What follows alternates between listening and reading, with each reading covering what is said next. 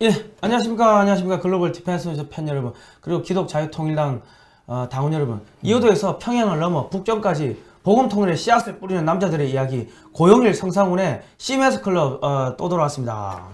자, 기독자유통일당의 고영일 대표님 나오셨습니다. 반갑습니다. 고영일 변호사입니다. 예, 우리가 제가 지난주에 이어가지고, 지난 시간에 이어가지고 공산 제국주의와의 100년 전쟁 6번째 시간, 자, 소련이 만든 WCC 두 번째 시간입니다. 우리가 이제 앞전에는 이제 WCC가 무엇인지, 어떻게 해서 만들어졌는지 그런 것들을 이제 방송을 했으니까 2편부터 보시는 분들은 1편부터 보시고, 이 방송은 기독자유통일당 홈페이지에 가시면 그 당원 교육 유튜브 채널이라고 저희가 코너를 만들어 놨습니다. 거기다가 또 저희가 게재를 해 놓을 테니까 이 또 찾아보시고 싶은 분들은 또 거기 기독자유통일당 홈페이지 가셔가지고 보시면 되는데, 굳이 당원이 아니라 하더라도 우리 자녀분들하고 같이 보시면 됩니다. 꼭 뭐 당원 가입을 안 해도 상관은 없는데, 기독자유통일당에 당원 가입을 하시면은 훨씬 더 이 대한민국을 지키는데 큰 도움이 되겠죠. 자, 그런데 지금 또 대한민국에서 영적으로 또 좋은 일들이 벌어지고 있는 게, WCC를 탈퇴하는 교회들이 많이 생겼습니다. 그래가지고 이제 심하보 목사님, 서울 은평제일교회의 심하보 목사님이 독립교단을 만드셨는데, 지금 한 300여 교회가 WCC 교단을 탈퇴해가지고 심하보 목사님 이쪽 그 교단으로 이제 들어갔다고 합니다. 제가 된 일이네요. 제가 있는 뭐 하늘교회도 뭐 이렇게 교단을 탈퇴해가지고 뭐 들어갔다고 하는데, 어쨌든 간에 지금 대한민국에서 영적 대각성 운동이 지금 벌어지고 있습니다. 맞습니다. 그러니까 지금 하나님께서 지금 문재인 정권을 무너뜨리면서 조금씩 저희를 살려주시는 것 같아요. 하여튼 우리가 악에서 떠날 때 하나님께서는 거기에 대한 반드시 우리 보상을 또 해주십니다. 그러니까 우리가 이 악하고 사탄, 이 공산주의하고 싸워야 되는데, 이 공산주의가 뭔지 저희가 다시 한 번 더 설명을 드리면, 이건 사탄입니다. 하나님께서 하나님 모습을 그대로 본따서 만든 게 사람인데, 이 사람이 하도 더러운 악행을 많이 저질러가지고 하나님께서 보시기에, 야, 쟤 도저히 안 되겠다, 지옥으로 보내버려. 하나님 입에서 이 소리가 나오게끔, 자기가 만든 사람을 버리게끔 하는 게, 그게 사단의 전략입니다. 사단의 전략이죠. 왜냐하면 선악과라는 게 다른 게 아닙니다. 하나님을 경배하고 경외하도록, 하나님과 교제하도록 만들어진 사람을 스스로가 인본주의로 가는 거예요. 하나님을 떠나서 스스로가 하나님과 동등한 자기 것, 인본주의, 사람 중심으로 가려는 그런 게 바로 사단의 전략이고, 그 인본주의의 최고봉에 있는 게 바로 공산주의이기 때문에 그렇습니다. 우리가 그 걸레를 우리 하이타이 넣고 빨래를 하면은 좀 깨끗해져요. 그러니까 우리가 사람이 어지간한 죄를 지어도 다시 회개하면은 뭡니까, 다시 하나님께서 받아주시는데, 만약에 기름때가 묻으면 이거 이제 하이타에 넣어도 이게 기름이 안 빠지지 않습니까? 마찬가지입니다. 이 공산주의는 사람을 너무나도 타락하게 만들어가지고, 거짓말로 속여가지고 타락하게 만들어가지고, 온갖 범죄를, 악행을 저지르게 해가지고, 이게 빨아도 이게 때가 안 빠지게끔 그래 만드는 거예요. 모든 죄가 용서하심을 받지만 성령을 모독하는 죄는 성경에서도 사하심을 못 받는다고 하고 있는데, 바로 성령을 모독하는 게 바로 하나님이 아닌 다른 것에 구원이 예수 그리스도를 통해서가 아니라 다른 곳에 있다고 가르치는 게 바로 이 공산주의입니다. 지상 낙원을 하나님 없이 설립할 수 있다 라고 하는 최고의 사상이 공산주의이기 때문에 그렇습니다. 그게 WCC고, 그거를 소련 공산주의자들이 미국의 교회를 파괴시키고, 한국의 교회를 파괴시키고, 동유럽의 교회를 파괴시켜가지고 기독교 국가들을 집어삼키기 위해 가지고 만들고 뿌린 게, 그게 WCC 교회 통합, 종교 통합, 뭐 종교 다원주의 그런 겁니다. WCC, WEA, 또 뭐죠, NCCK 뭐 등등 다 같은 겁니다. 계속 이름을 바꾸는 거예요. 원래는 FCC에서 WCC로 바뀌고, 또 WEA로 바뀌고, 또 뭐 NCCK로 바뀌고, 그러니까 막시즘 하다가 이게 장사가 안 되니까 마크시즘 했다가 또 장사가 안 되니까 컬처럴 마크시즘 했다가 또 안 되니까 포스트 모더니즘으로 이름만 갈아탔지만 김치는 김치다. 이렇게 여러분들이 아시면 될 것 같습니다. 자, 우리가 또 복습을 한번 해보도록 하겠습니다. 대한민국, 우리가 이제 1919년 3월 1일 대한독립 만세 운동이 있었고, 그 운동이 있은 다음에 이제 전국적으로, 전국뿐만 아니라 중국 또 연해주 뭐 이런 쪽에서 다양한 그 임시정부가 이제 생깁니다. 들어서게 됐죠. 그런데 이제 대한국민의회가 생기고 신한민국 임시정부가 평양에 생기고 상해 임시정부가 1919년 4월 11일 날 생깁니다. 그리고 조선민국 임시정부가 서울에 생기고 한성정부가 1919년 4월 23일 날 생기고 고려 임시정부가 생기고 간도 임시정부가 생기는데 이 지금 그 한성정부 1919년 4월 23일 날 생겼던 한성정부로 모든 임시정부가 통합이 됩니다. 그러니까 모든 정통성이 한성정부로 생기는데 상해 임시정부는 지금 문재인 정권에서 그 기념식을 하는 상해 임시정부는 대한민국 임시정부가 아니고 수많은 임시정부 중에 하나였고 이게 한성정부로 통폐합이 됩니다. 통폐합이 돼가지고 이게 다시 이제 서울에서는 활동하기가 힘드니까 상해로 이전을 하죠. 이전해가지고 1919년 9월 11일 날 대한민국 임시정부가 설립이 됩니다. 설립이 되고 이때 대통령이 이승만 대통령이고 국무총리가 이동입니다. 자, 그런데 독립운동에 두 방향이 있습니다. 무장투쟁론이 있고 외교독립론이 있는데 무장투쟁론은 이동이었고 이승만 대통령은 이제 외교독립론을 이제 주창을 하셨죠. 자, 그런데 이동희는요 1918년 5월 11일 날 러시아 하바롭스크에서 한인 사회당이라는 걸 만들어 가지고 그 독립운동의 수kun을 달성하고자 볼셰비키 정부와 손을 잡겠다고 천명을 하고 이 한인 사회당은 공산주의 운동을 위하여 심신을 바치겠다고 충성맹세를 합니다. 그리고 나서 이제 사실 이제 이동희는 여러 가지 불법 행위들을 하죠. 특히 이제 자금, 예. 레닌으로부터 받은 자금들을 탈취해서 결국은 상해 임시정부를 위해서 쓰지 않고 자신들의 조직을 예. 확대하는 데 써버리죠. 예. 결국은 대한민국을 위해서 쓴 게 아니라 자신들의 사회주의 조직을 위해서 써버린 겁니다. 예. 그래서 이제 이 자금 탈취 사건이 생기는 게 1차로 40만 루블을 받아오다가 배달 사고가 나고 2차로 200만 루블을 그 레닌한테 가서 받아오다가 또 배달 사고가 나가 자기들끼리 죽고 죽이는 상황이 생깁니다. 이 자금을 독립운동에 썼으면 김구 선생이나 김구 선생님 어머님이나 그 시장에서 예. 그 쓰레기를 주워 먹고 살고 또 장개석이한테 차관을 빌릴 이유가 없었겠죠. 예. 그걸 다 탈취해서 써버리니까 우리 대한민국 임시정부는 그렇게 고통 속에 살았던 것이죠. 그러니까 이 40만 루블이면은 이게 금화로 하면 327kg인데 이게 510억 원이라고 합니다. 어마어마한 돈이죠. 그 200만 루블을 받아오는데 이거는 이제 2,550억 원이라고 합니다. 엄청난 돈인데. 어마어마한 돈을 받아옵니다. 독립군을 양성하고 독립군을 먹여 살릴 수 있는 재원이었는데 이 바로 한인 사회당 즉 공산당 소비에트 한인 고려 공산당이 결국은 나중에 흑화사변 자유시 참변까지 일으켜서 대한민국의 독립군을 그냥 몰살시켜버리게 됩니다. 결국 대한민국 임시정부는 우리가 해방할 때까지 무력투쟁을 할 수 있는 군사 조직이 전혀 없었죠. 예. 그때 몰살당하면서 예. 자 한인사회당 결국 그 소비에트의 사주를 받은 고려 공산당 내지는 한인사회당들은 대한민국의 독립을 위해 한 일이 없고 자금을 탈취하고 대한민국 독립군을 완전히 몰살시켰던 것 그것밖에 없는 것입니다. 그러니까 이 사람들이 1921년 5월 달에 이동희 중심의 상해파 고려공산당을 또 만들고 1921년 10월 달에 여운형 중심의 이르쿠츠크파 고려공산당을 만들어 가지고 또 자기들끼리 이제 돈 가지고 싸우고 또 투쟁을 하고 막 그럽니다. 그런데 상해파 고려공산당 핵심 인물을 보면은 이동희, 박진순, 진립 이런 사람들인데 그리어쓴 선교사의 제자들이었습니다. 그리고 이르쿠츠크파 고려공산당의 핵심 인물은 여운형, 김규식, 박은영, 김단야인데 이 사람들도 또 선교사님들의 또 제자들이었습니다. 그러니까 WCC 우리 아까 그 일부에서 WCC 말씀드렸지만 소련이 이 교회 나가시는 분들 기독교 신자들을 포섭을 많이 한 거예요. 많이 해가지고 이렇게 다 이 사악한 길로 가게끔 그렇게 이제 만들어 썼습니다. 그리고 1921년 1월 21일에서 2월 2일까지 극동인민대표 대회가 모스크바에서 있었는데 이때 여운형, 김규식, 현순 등 52명이 참석을 합니다.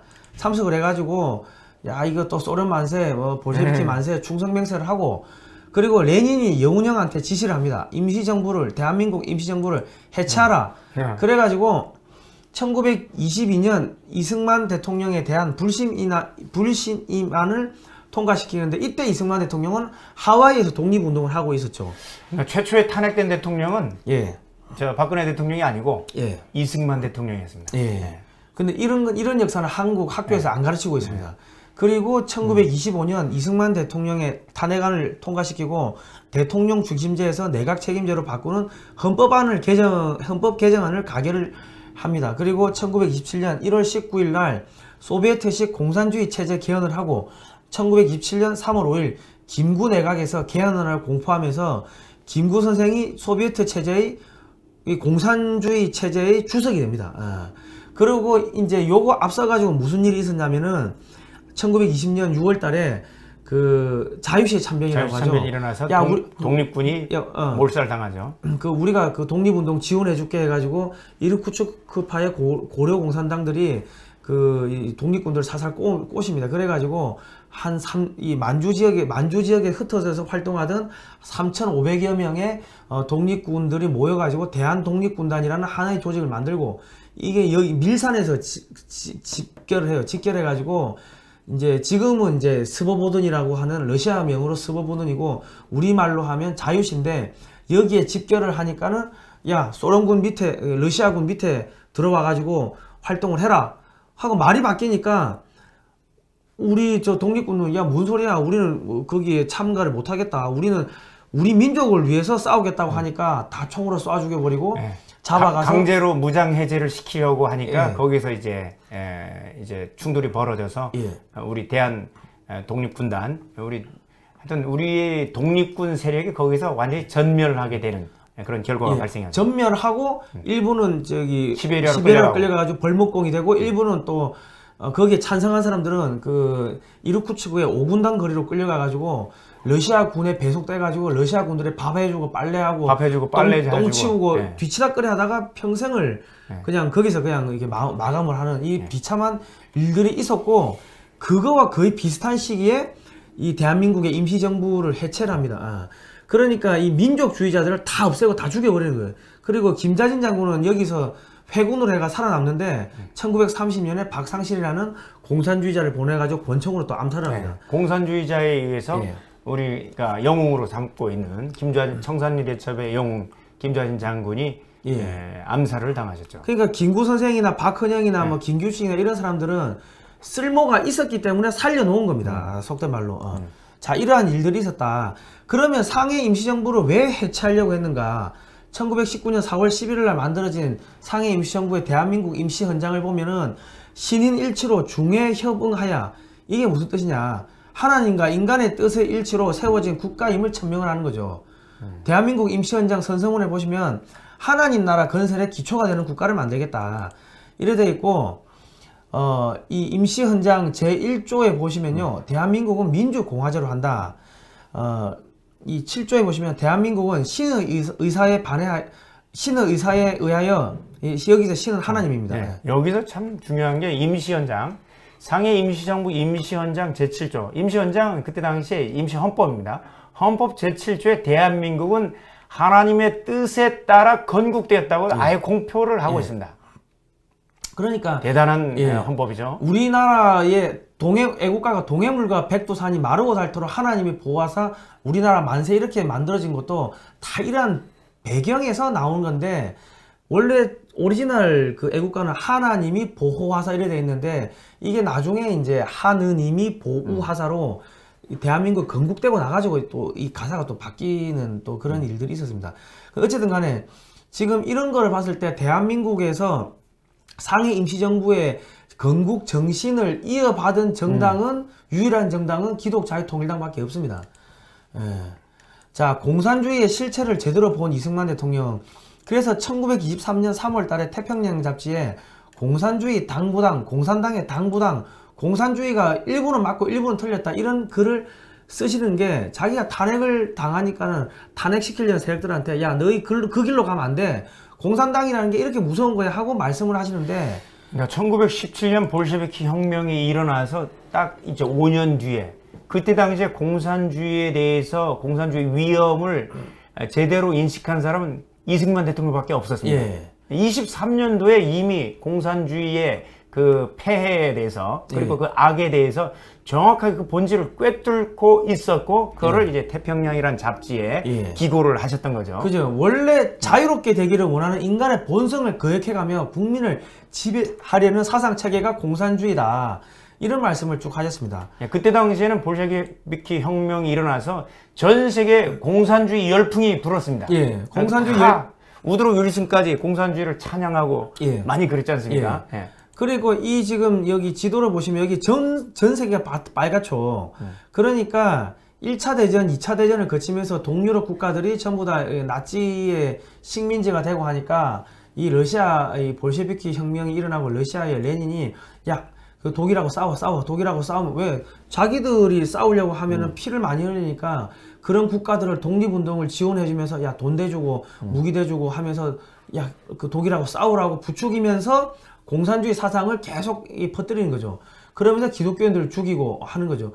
반대로 이 일본 이 극동 지역에서는 일본하고 싸우는데 일본하고 싸울 세력이 필요하니까 한인들을 부추겨 가지고 야, 독립 자금 대줄게, 무기 대줄게 하면서 일본하고 싸우는데 러시아군에 들어와 가지고 싸워. 이런 식으로 그 한 거죠. 그러니까 그 상해 임시정부, 그러니까 대한민국 임시정부에서 활동했던 사람들이 나중에 남쪽으로 들어와 가지고 만든 게 남노당이 되는 거고 북쪽으로 들어가 가지고 소련군 대위했던 김성주하고 만든 게 그게 이제 북한 공산당이 되는 건데, 예.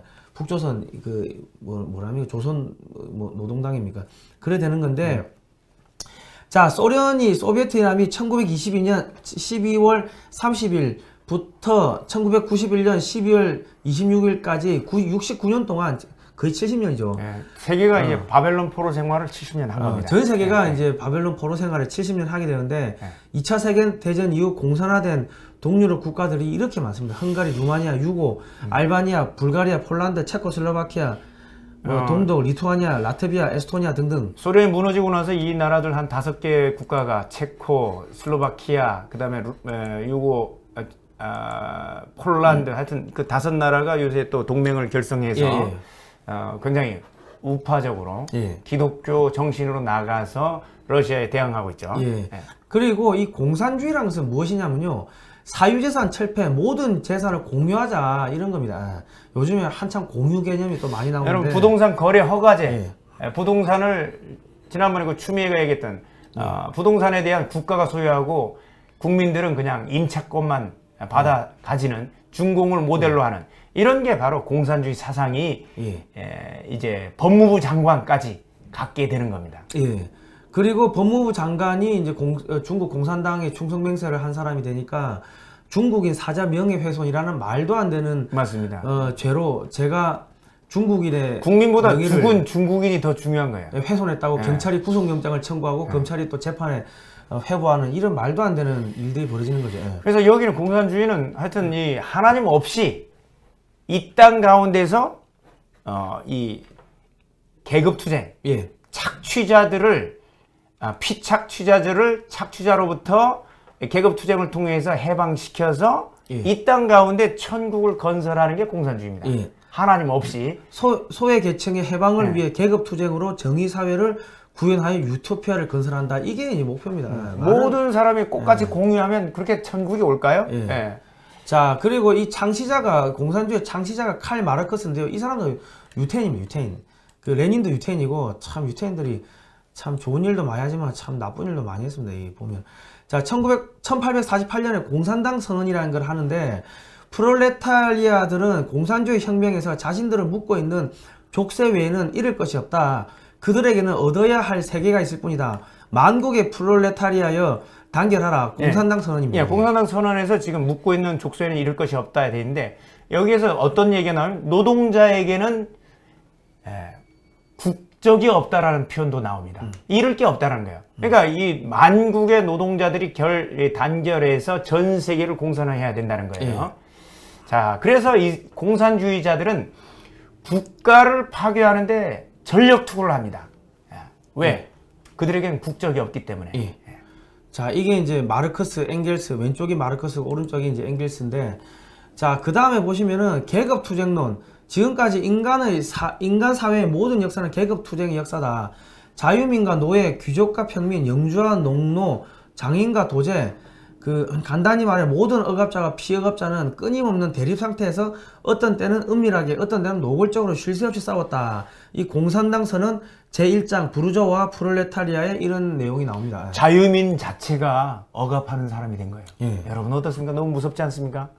그러니까 이제 이런 사진을 보시면 이런 계급주의 사진 뭐 이런 것들도 쭉 이렇게 나와가지고 선전선동을 하고 이 프롤레타리아가 밑을 바치고 있는데 부르주아들이 위에서 군림하고 있다 이런 식으로 이제 계급 투쟁 이것과 관련해서 이제 자영농과 자영업자의 지위가 어디에 있는지 자영농과 자영업자는요 여기 노동자가 아니기 때문에 바로 이제 부르주아에 속하게 됩니다. 그렇기 때문에 천성적으로 자영농 자영업자가 되는 순간 공산주의자들에게 적으로 부르주아로 낙인 찍히게 돼서 이 공산당 용어로는 반동이고 요즘 용어로는 적폐라고 하는 겁니다. 여러분 적폐청산 하는데 자영업자들 많이 동조하시는데 여러분 스스로가 공산주의자들한테는 적폐 세력일 뿐입니다. 그래서 되자마자 주 52시간제 대통령 되자마자 주 52시간제 강행해서 여러분 어떻습니까? 자영업자 할만하십니까? 다 주고 나가는 거죠.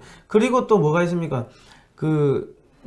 최저임금을 대폭 올려버렸지 않습니까? 그래가지고 도저히 지금 인건비 때문에 일을 할 수 없는 상황을 만들어버렸고 식당에 가면 오후에 영업 안 하지 않습니까? 그 근로자들 전부 다 쉬게 해야 됩니다. 다 잠자는 시간. 그 시간 안 하면 밤까지 영업을 못 하게 되는 거예요. 그리고 또 뭐가 있냐면 이제 지금 무슨 감염병이라고 해가지고 말도 안 되는 이 코 땡땡 이 병을 가지고서 그래가지고 이 전국의 이 사업장들 다 문 닫게 해가지고 자영업자들 다 씨를 말려 죽이는 거예요. 씨를 말려 죽였습니다. 자영업자들 200만원, 300만원 지원한다고 됩니까?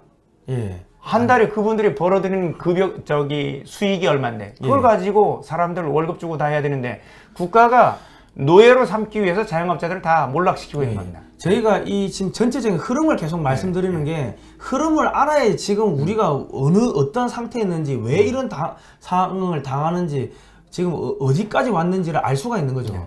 자, 계급투쟁 지배자 계급 부르조아와 피지배자 계급 프롤레타리아 끊임없이 이분법적으로 이간질 시키는 겁니다. 사회를 잘 사는 사람은 부익부, 빈익빈이라는 이런 단어를 쓰면서 계속해서 사회 계층을 나누는 거예요. 딱 두 개로 이분법적인 사고를 가지게 하고 여러분 빈익빈, 부익부 맞습니까?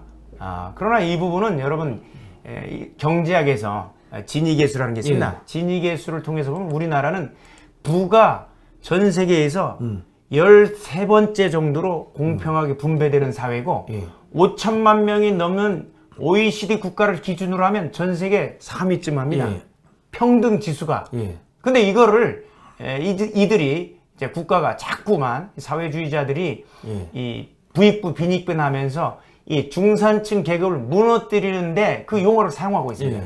그러니까 지금 우리 노무현 정권 때도 아파트 값이 폭등했고 대학 교육비도 폭등했고 지금 문재인 정권 때도 이 집값이 폭등하고 있고 의도적으로 올리는 거예요. 의도적으로 올리고 그 다음에 이 주택 공급을 묶어놓고 있는 겁니다. 주택 공급을 묶어놓고 그 다음에 이 종부세를 통해서 주택을 소유하는 거를 이제 못하도록 이제 강제함으로써 부동산을 국가가 뺏어가고 있는 정책을 하고 있는 겁니다.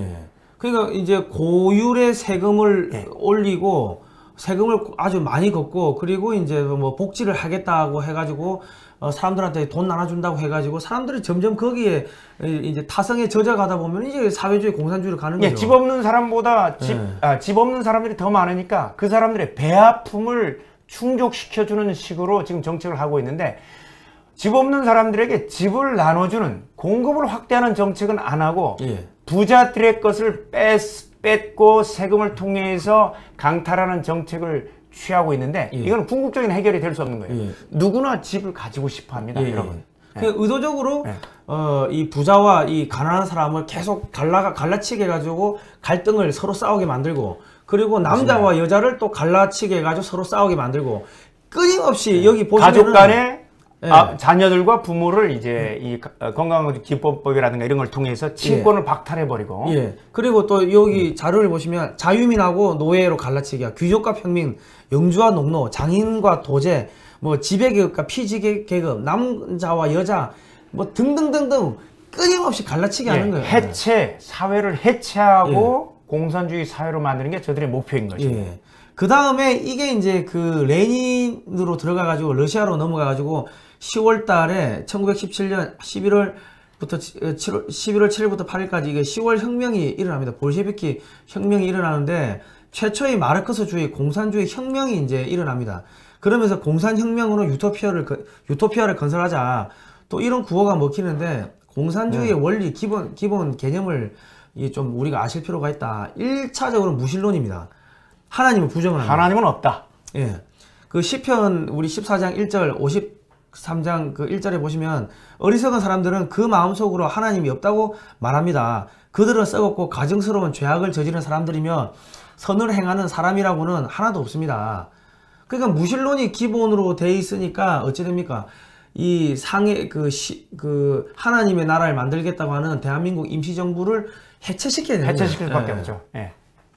그리고 사람이 종교를 만들었지 종교가 사람을 만들지 않았다. 종교는 아편이다. 공산주의 창시자 칼 마르크스가 이런 이야기를 쭉 했습니다. 그리고 그 다음에 이제 사람 숭배, 찬양, 인본주의.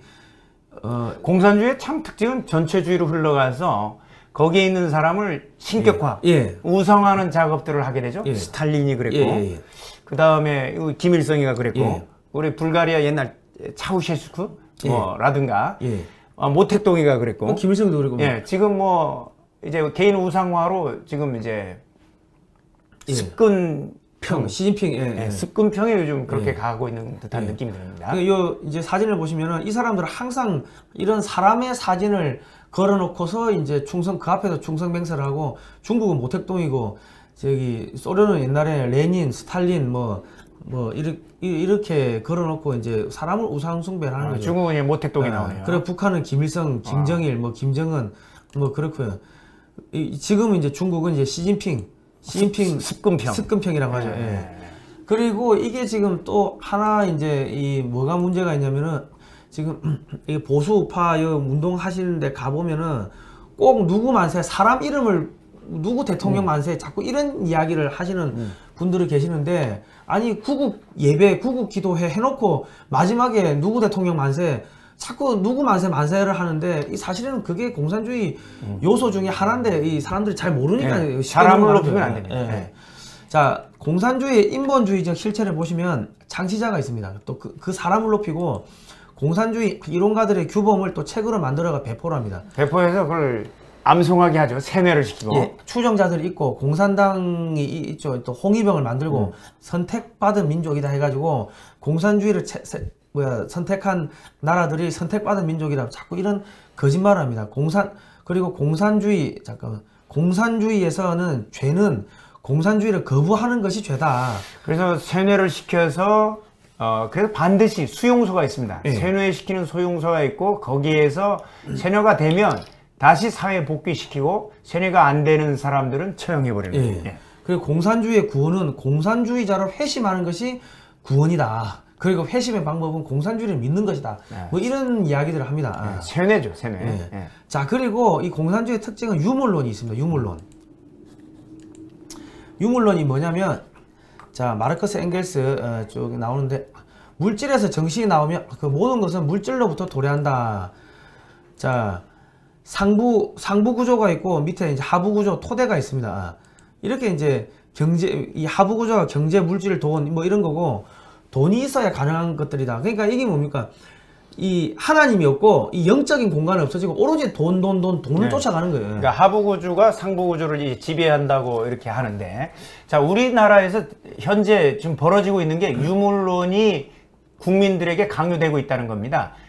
예컨대 우리가 감염병 예방법에서 지금 탄압하고 있는 대표적인 기본권이 종교의 자유입니다. 종교의 자유인데, 종교의 자유는 정신적인 기본권이라 상부 구조에 속하고, 그리고 지금 재산권, 백화점이나 이 영업, 백화점이나 이 마트의 영업은 통제를 안 합니다. 왜? 그거는 이제 하부 구조, 물질과 관계된 부분이라, 그러면 물질과 관계된 이 경제적인 기본권은 마음대로 풀어주고 더 상위의 기본권인 정치적인 자유권인 신앙의 자유와 관계된 예배의 자유들은 탄압하고 있습니다. 이게 바로 유물사관에서 비롯된 것을 대한민국 국민들에게 헌법을 어겨가면서 현재 정부가 시도하고 있는 겁니다.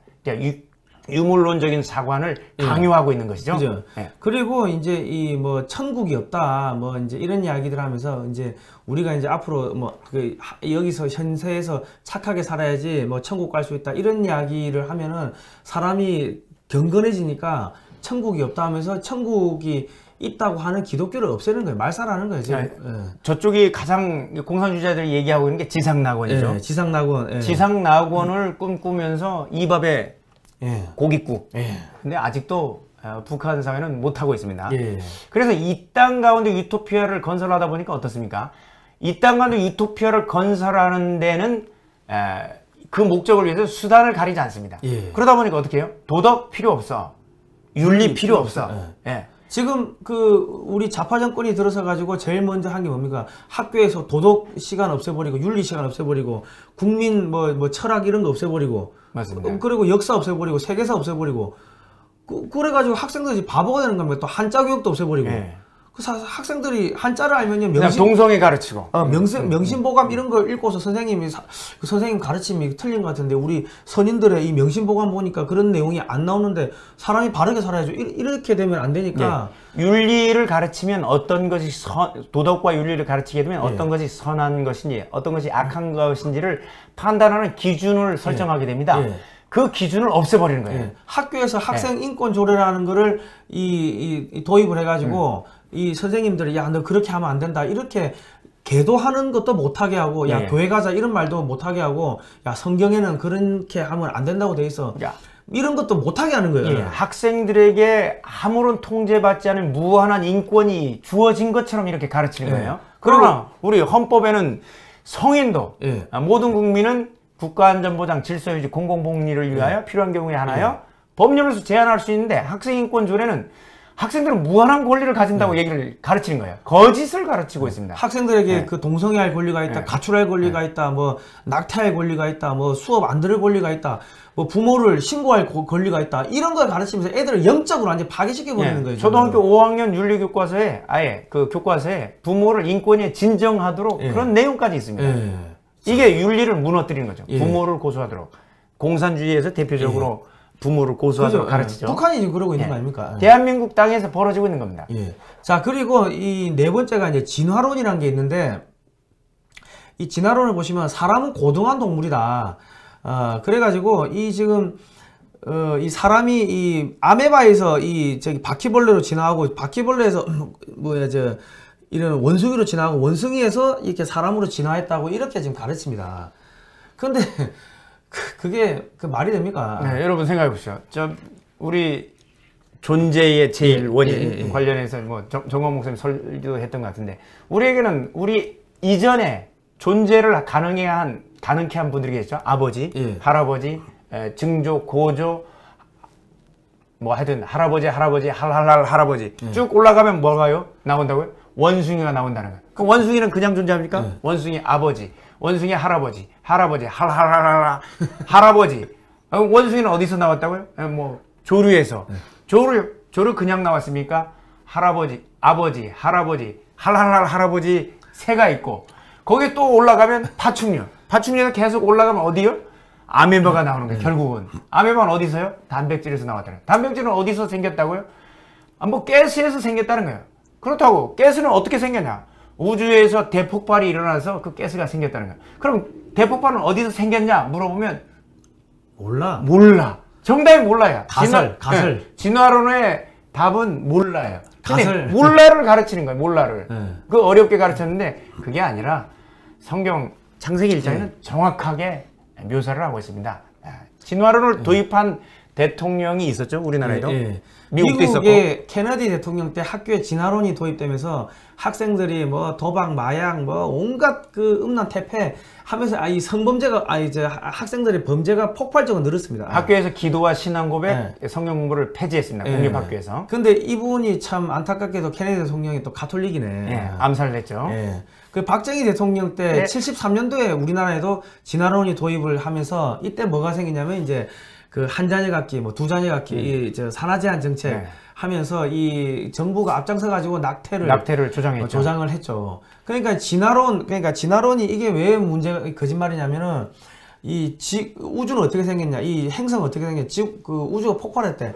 폭발하면서 그런 폭발하면 지 마음대로 폭발할 거 아닙니까? 그런데 어떻게 해서 태양계 주변에 지구가 돌고 수금지와 목토명 이 행성이 아주 그 공전 주기를 가지고 돌고 자전 주기를 가지고 어떻게 정교하게 규칙적으로 돕니까? 그러면은 몰라요. 또 가설이야. 계속 네.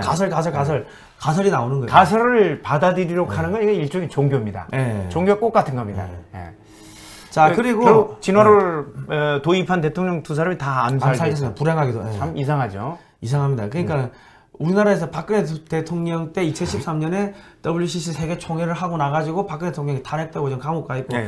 이상하게 이런 것들을 이 성경에 반하는 행동을 한 정치인들 지도자들은 꼭 반드시 심판을 받게 됩니다. 영적으로 타락하면 반드시 심판을 받는 그러한 일들이 이제 벌어지고 있습니다. 다섯 번째, 사람의 불행은 사회의 탓이다. 이게 세상이 완벽해지면 죄도 사라진다. 뭐 이런 주장을 합니다. 그러니까 사람들이 지은 죄에 대해서 그 원인을 죄를 지은 사람의 잘못이라고 얘기를 하지 않고 사회의 구조적인 문제 때문에 그 죄가 일어났다고 얘기를 하는 거예요. 그러면 청년들은 어떻습니까?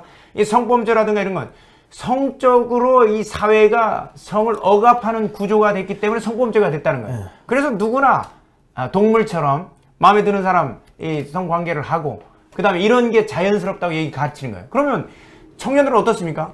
내가 이렇게 성을 해소 못하는 게 사회 구조적인 문제잖아. 이렇게 되는 거예요. 예. 그러나 윤리와 도덕을 가르치게 되면 어떻게 해요? 이걸 자제하도록 가르치고 건전한 성문화와 건전한 가정하에서 이런 것이 지켜지도록 하는데 어느 게 중요한, 어느 게 더 나은 사회가 되는지 여러분 우리가 생각하지 않아도 알 수 있지 않습니까? 그러나 공산주의는 그걸 구조 탓으로 돌리면서 이 사람들이 행복하지 못한 이유가 사회 구조 탓이라는 거예요. 사람의 불행은 사회 탓이다. 이렇게 해서 서로 손가락질하고 서로 싸우게 만들고 이분법적으로 이제 싸우게 만드는데 이제 이 문재인 대통령 세월호 참사 진상규명 책임자 처벌하라. 세월호 광장 토요문화재 기억 책임의 미래 뭐 이런 거 하고 이게 나가냐고. 이것도 저는 세월호 사건에서 형사소송을 담당했기 때문에 기록만 한 20만 페이지 됩니다. 그 박스로 A4 용지 박스로 한 20박스가 되는데 거기서 나온 결론은 이거예요. 해상 교통사고예요. 단순한 과실로 인한 해상 교통사고인데 과적으로 인한 교통사고인데 그 다음에 거기에서 인재가 겹쳐서 선장의 미숙한 대응으로 일어난 사고인데 이거를 진상조사위원회 1차, 2차, 3차 전부 다 나왔어요. 나왔는데 발표를 안 해요. 왜? 자기들이 원하는 결론 아니니까. 그건 단순한 해상 교통사고, 과적에 의한 교통사고인데 이거 어떤 전문가가 와도 그럴 수밖에 없어요. 사실이 그러니까. 근데 이걸 안 믿는 거예요. 왜? 세뇌시켜놨기 때문에. 그리고 또 이제 이 보시면은 조국 전 법무부 장관이죠. 이 인사청문을 할 때 펀드가 뭐 문제가 되니까 제 불찰인데 당시 제대로 활용했다. 저희 집안이 설계를 한 게 아니고 저희 아이가 다니던 고교의 해당 담임 선생이 뭐 디렉터라고 부르는 선생님이 설계를 해서 그 자기 아이들 뭐 관련해 가지고 뭐 이제 뭐 서류 조작하고 이런 문제가 생기고 하니까 우리가 한 게 아니고 뭐 사회 제도가 그래서 선생님이 했어요. 나는 몰랐어요. 전부 다 남 탓이야. 남 탓입니다. 그리고 이제 문재인 대통령이 또 뭐라고 했냐면은 조국 법무부 장관 후보자와 관련해서 가족을 둘러싼 논란의 차원을 넘어 대학 입시 제도 전반에 대해 재검토해달라. 사회 제도가 문제가 됐기 때문에 조국이는 피해자야. 조국은 문제가 없다는 겁니다. 여러분 생각해 보십시오. 고등학생이 의학 용어를 마음대로 썼어요. 의학 용어를 마음대로 쓴 의학 논문에 자기 이름을 올렸어요. 세상에 고등학생이 무슨 의학 전문 용어를 알아요? 그래서 한 번도 조국의 딸은 한 번도 제대로 된 시험을 치지 않고 대학 가고 의전원 가고 의전원에서는 낙제를 받았는데 장학금을 받고 그 다음에 최근에 그 합격을 했다는 얘기가 있어요. 그 시험만 의사고시만 제대로 시험 쳤다고 이런 얘기가 있습니다. 여러분 이게 사회 탓입니까? 사회 제도를 통해서 이익은 다 받으면서 그러니까 지금 야 그 서류를 조작하고 그런 게 잘못됐어. 그 행동을 이야기를 하는데 아 대통령이라는 사람이 나와가지고 대학 입시 제도 전반에 대해서 재검토해달라. 대학 입시 제도가 잘못됐다. 그런 이야기를. 아니 서류 조작하는 거하고 대학 입시 제도가 잘못된 거하고 무슨 상관입니까? 다른 우파가 아마 우파 측에서 저런 장관이 나오면 바로 잘랐을 겁니다. 예. 자 그러니까 이게 지금 이 공산주의는 사람을 죄를 짓게 해가지고 타락하게 만들어가지고 하나님이 사람을 버리게끔 그렇게 만드는 겁니다. 그런데 하나님께서는 그 사탄의 계략을 아시고 사람들이 회개할 때까지 끊임없이 기다려 주시는 거예요. 이게 내가 죄인입니다. 내가 회개를 해야 되는 거지 남 탓이 아닙니다. 이 공산주의는 사람을 너무 심하게 타락시켜 가지고 죄를 인식하지 못하게 만드는 네, 그래가지고 하나님이 인간을 버리게 만드는 것이 그게 목적입니다. 그러니까 사단 혼자 멸망당하는 게 아니라 자기가 같이 멸망당하려고 사람들을 이끌어가는 거예요. 우리가 재밌는 그런 게 있는데 우리 예컨대 특수 강도 여러 명이서 합동해서 3명 이상 합동해서 강도를 하게 되면 이제 특수 강도가 되는데 특수 강도를 하면서 한 놈은 이렇게 얘기를 하는 거예요. 나는 밖에서 망밖에 안 봤다고. 한 놈은 전 차 운전만 했다고. 한 놈은 직접 들어가서 했는데 이렇게 한 사람만 했다고 하면 그냥 강도죄가 돼요. 근데 특수 강도가 되면 어떻게 해요? 형량이 이제 증가됩니다. 마찬가지로 스스로 죄를 지은 사람들의 특성은 자기 혼자 죽으려고 하네요. 사단도 마찬가지고 그래 사단의 전략이 이렇게 사람들을 이끌어서 같이 죽으려고 하는 거예요. 공산주의는 인간의 죄를 부정을 합니다. 결국 절대로 인정을 안 해요. 그러면 결국 그 구원받지 못하고 결국 지옥으로 가는 겁니다. 자, 6번째 특징은 공산주의 6번째 특징은 사람이 유토피아를 만들 수 있다. 평등, 공평한 세상을 만들 수 있다. 뭐 이런 자꾸 거짓말을 합니다. 거짓말을 하는데 이 사진 보시면 겁나죠. 계속 사람을 이제 우상 숭배를 하면서 혁명으로 공평한 사회를 만들 수 있다. 이런 주장을 합니다. 공산주의 혁명에 반대하는 사람은 수천만 명을 죽여도 죄라고 생각 안 하는 거예요. 그 부자들의 것을 빼앗아서 가난한 사람들에게 나눠준다. 지금 이런 정신을 갖고 있는 거죠. 그러니까 이승만 대통령께서 사람의 재산과 토지를 모아서 똑같이 나눠준다고? 야, 게으른 사람들이 일을 하지 않으면 어떻게 할 것인가? 이런 내용을 1923년 3월 달에 그 태평양 잡지에 공산주의 당부당이라는 이런 그 내용의 글을 쓰셨어요. 그리고 자본가를 없앤다고 경쟁력이 사라져 더 이상 기술이 발전하지 않을 것이다. 지식인을 없앤다고 모든 사람의 하향 평준은 옳은 일이 아니다. 자, 이런 일 자본가를 예컨대 우리 기업가들을 없앤다고 여러분 생각해 보십시오. 삼성 이재용 부회장을 지금 구속시켜 놨죠. 이재용 회장을 구속시켜 놓고 나면 삼성이 발전할까요? 국가 그 노동자들한테 주식을 전부 다 나눠주고 나면 발전할까요? 여러분, 노동자가 주인이 된 회사가 대표적인 예가 옛날 현대차에 인수되기 직전에 기아차였습니다. 기아차가 종업원 지주회사였습니다. 보너스가 400몇 가지였습니다. 버는 족족 다 나눠 가졌습니다. 결국 망해서 현대차에 인수가 된 거죠. 그 다음에 지식인을 없애고 노동자만 남겨둔다. 캄보디아가 대표적으로 농업혁명을 일으켰습니다. 모택동을 받아들여서 폴포트 정권이 어떻게 했습니까?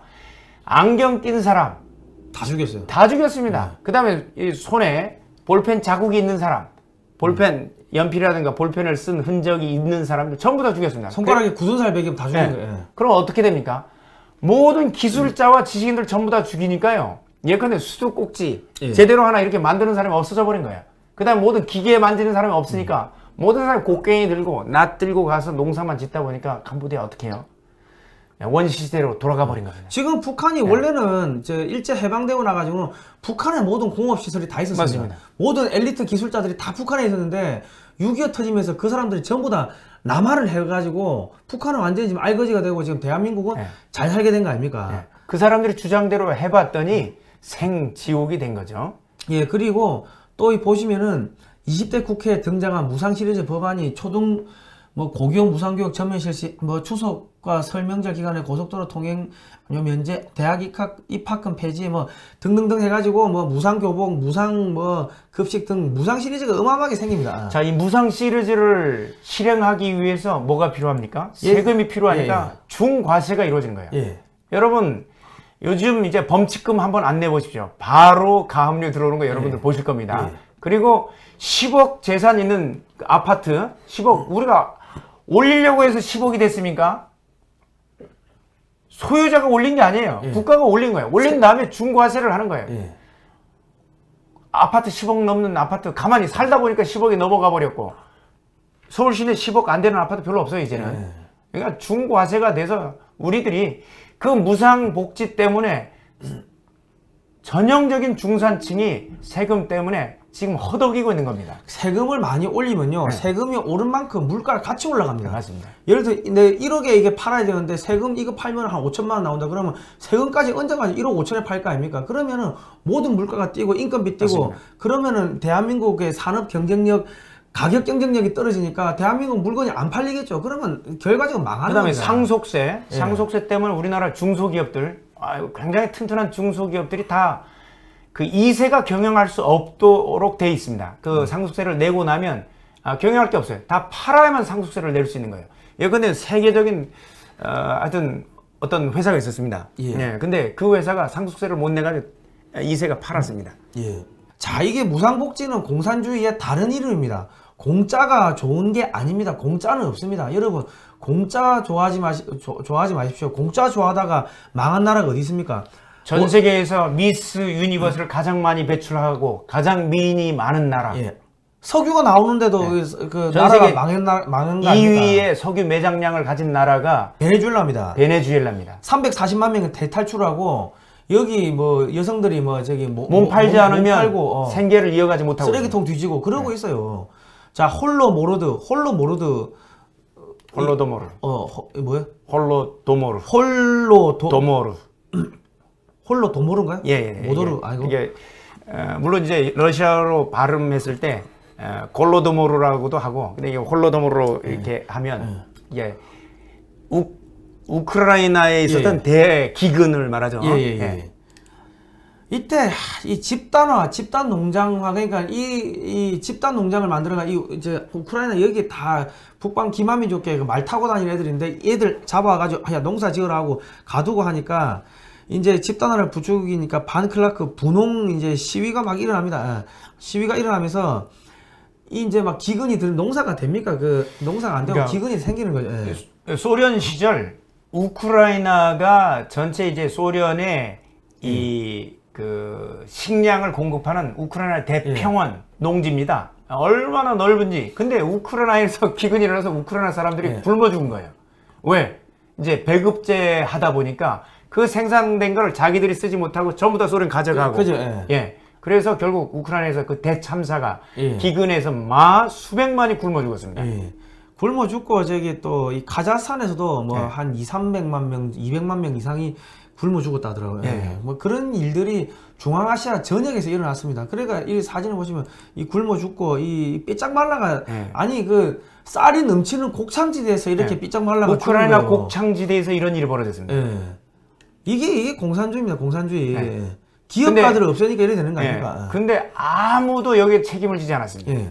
800만, 1100만 명이 아사했습니다. 1932년에서 33년까지 한 1, 2년 사이에 800에서 한 1100만 명 정도가 아사된 걸로 추정을 하고 있고 이게 뭐냐면 사유재산 몰수와 집단화가 부른 대참사 학살극입니다. 집단 농장을 하면서 이렇게 벌어졌습니다. 그리고 이 당시 이 또 1930년대 이제 후반으로 넘어가면서 또 대숙청을 합니다. 또 다 대숙청하고 그러니까 공산주의는 프롤레타리아에게 유토피아가 아닌 고통과 죽음을 이 노동자 계급한테 고통과 죽음을 주는 게 공산주의입니다. 유토피아는 못 줘요. 그 곡창지대에서 이런 일이 벌어진 거예요. 자, 이 가레스 존스라는 사람인데 최초로 세상에 이 우크라이나의 대참사를 전 세계에 알린 기자입니다. 이 기자도 얼마나 그 핍박을 받았는지 저는 이 기자의 그 일대기를 그린 영화를 또 봤거든요.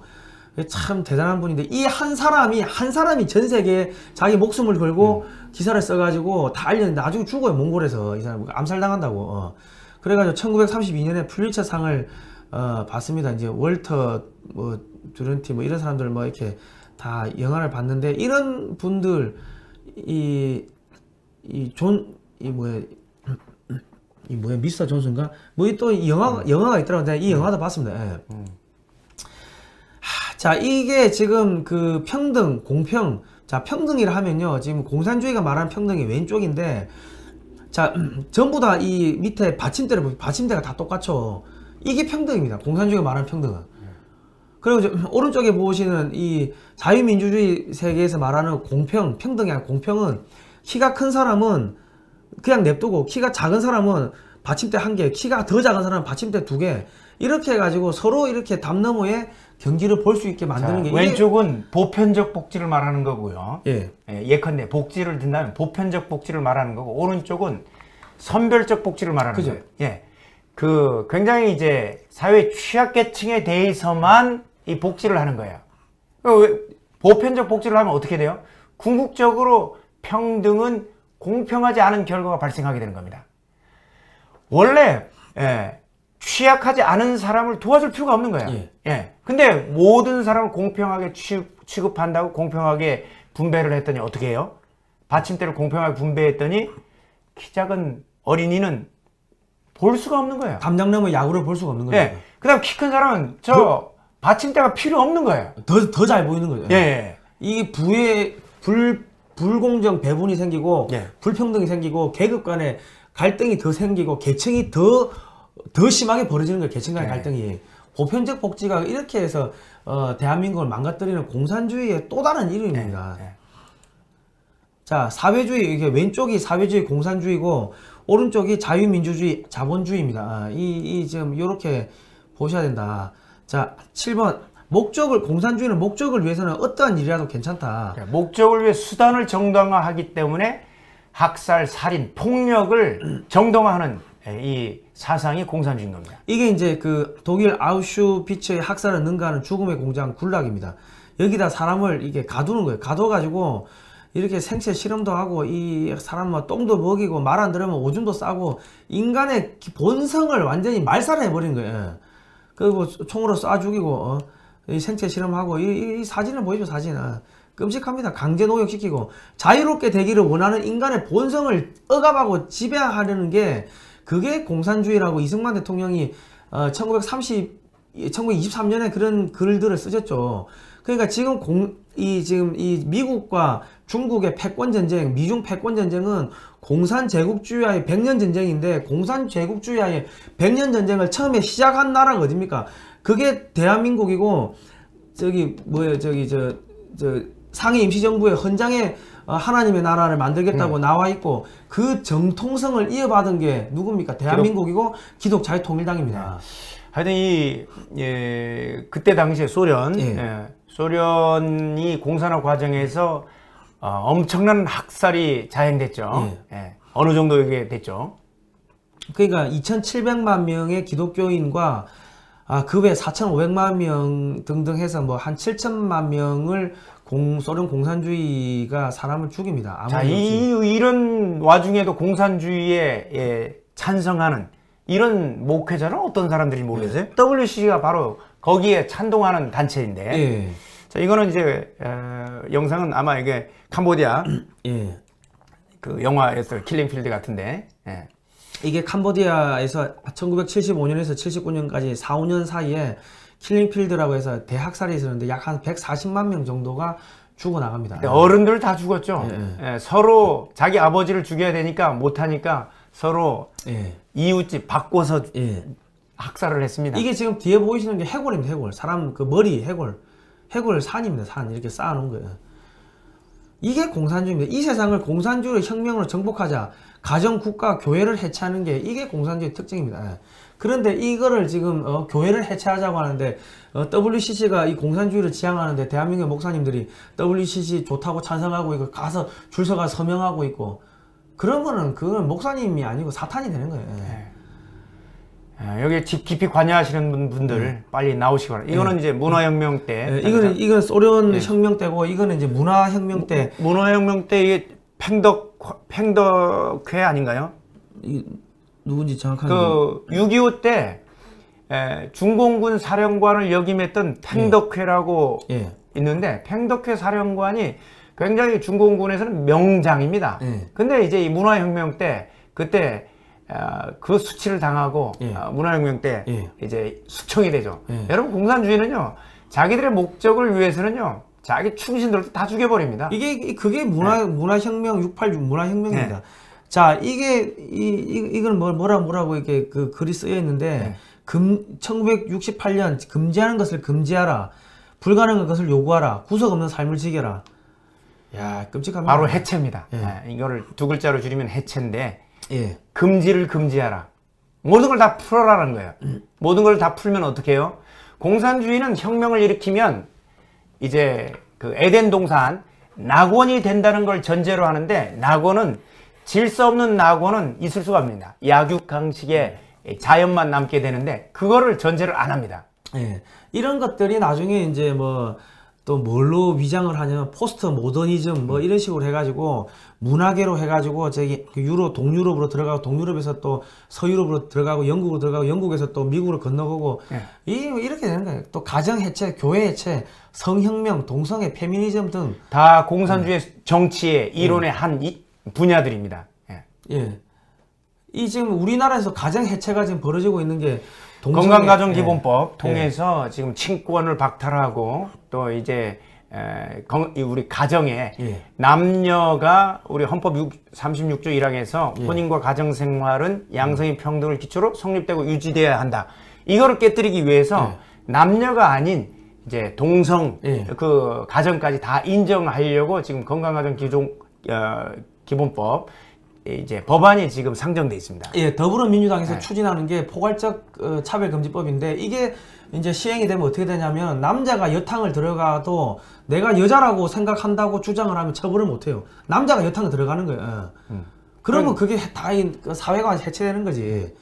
자, 그리고 이 9번째 공산주의 특징 9번째는요. 개인을 노예로 만들고 자유를 빼앗아도 된다. 이렇게 주장을 합니다. 자, 10번째는 공산주의는 하나님과 교회를 대적하는 적그리스도 세력이다. 자, 그리고 이 블라디미르 레닌이 교회는 노동자, 농민, 무산 대중의 원수다. 대형 교회부터 파괴해야 된다고 이런 이야기를 했습니다. 그리고 후르시초프 소련 공산당 총리 후르시초프가 3년 안에 크리스천들을 다 없앤 후 마지막 한 사람 남은 것을 전국 TV에 보여준 후 처치하여 크리스천들의 씨를 말려버리겠다. 자, 종교를 없앤다고? 자유와 평등을 가져온 교회 조직을 없애는 것은 인류 발전에 악을 가져온다. 이렇게 말씀을 하셨습니다. 이승만 대통령께서. 그런데 교회를 없애는 게 WCC고 그게 공산주의인데 교회를 없애기 위해 가지고 만든 게 WCC인데 소련이 만든 거예요. 근데 그거를 대한민국의 목사님들이 찬성하고 줄 서서 서명하고 할렐루야 하고 있으면 그거 어찌 됩니까? 자, 이런 것들을 공산주의 실체를 알았기 때문에 이승만 대통령은 이제 공산주의를 그렇게 싫어하고 공산주의와 전쟁을 계속해서 해왔던 것이죠. 그렇기 때문에 지금 대한민국에서는 이승만 대통령을 지워야 되는 거예요. 우리 뭡니까? 공산주의의 확대의 가장 걸림돌이 바로 이승만 대통령입니다. 그래서 이승만 대통령을 지우려고 하고 나쁜 사람이다, 통일을 방해했다 등등 온갖 거짓을 다 뒤집어 씌우는 거예요. 그런 방송을 또 우리가 하고 있기 때문에 이 실체를 알리고 있기 때문에 바로 이 방송이 광고 부적절로 이렇게 구글에서 매도를 해버리고 그 다음에 아무런 수익을 얻지 못하도록 하고 있기 때문에 지금 우리 성 대표라든가 지금 이 우파 유튜브 채널들이 그렇게 고통을 겪고 있는 겁니다. 지금 저희 채널이 구글에서 광고 부적합 채널로 지정이 됐습니다. 유해 또는 정보성 컨텐츠를 만든다고 하는데 저희가 역사를 공부를 시키기 위해 가지고 다 PPT로 만들어 가지고 역사 교육을 하는데 이게 어떻게 해서 유해입니까? 그 사람들이 봤을 때는 공산주의자들이 봤을 때는 이 공산주의의 본질을 알리니까 유해하다고 생각이 되겠죠. 그러니까 지금 여러분께서 해주실 거는 월 2,000원씩 1,000명만 후원을 해가지고 저희를 좀 살려주십시오. 이 영상 하단에 보시면은 CMS 그 월 정기 후원 그 코너가 있는데 클릭을 하시면은 요렇게 사이트로 넘어갑니다. 사이트로 저기 보이시죠? 그 영상 하단 좌측 하단에 클릭을 하시면은 이 가입을 하실 수 있는 저렇게 넘어갑니다. 저 사이트로 넘어가니 그거 가가지고 입력을 하셔도 되고 1877-0248로 전화를 하셔도 되고 정하시다가 안 되면은 가입 문의 전화가 010-6832-0325 010-6832-0325로 전화를 하시면 됩니다. 기존의 유튜브 멤버십 회원도 다 차단됐습니다.